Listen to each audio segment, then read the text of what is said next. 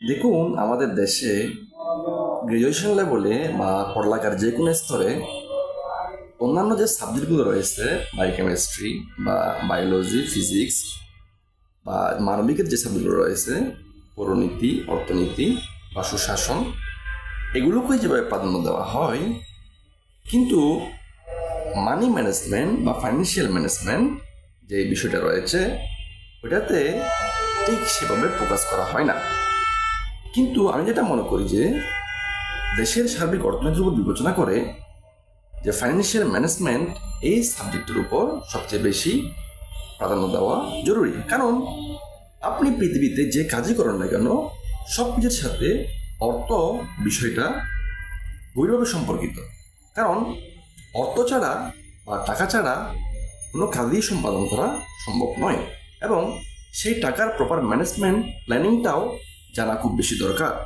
আমাদের দেশে যেটা হয় যে ফাইন্যান্সিয়াল যে সাবজেক্টগুলো আছে সেগুলোতে থিওরিক্যালি শেখানো হয়, সূত্র দিয়ে অঙ্ক করে এবং ফলাফল মিলিয়ে ফাইন্যান্সিয়াল ম্যানেজমেন্ট শেখানো হয়, যেটা বরাবরই অনুচিত। কারণ মানি ম্যানেজমেন্ট বিষয়টা হচ্ছে একটা প্র্যাকটিক্যাল বিষয়। আপনি দেখেন যে এক দশক আগেও আমেরিকার প্রিস্টন স্কুল অফ ফাইন্যান্সিয়াল প্রফেশনালসে যে ফাইন্যান্সিয়াল ইঞ্জিনিয়ারিং যে বিষয়টা ছিল, খুব জনপ্রিয় একটা সাবজেক্ট।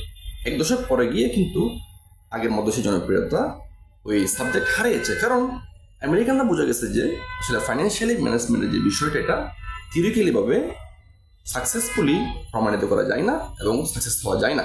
এর জন্য প্র্যাকটিক্যাল বিষয় প্রয়োজন। তাই তারা প্র্যাকটিক্যালি বিষয়গুলোর উপর সবচেয়ে বেশি ফোকাস করেছে এবং থিওরিক্যাল বিষয় থেকে দিন দিন ছুটে এসেছে।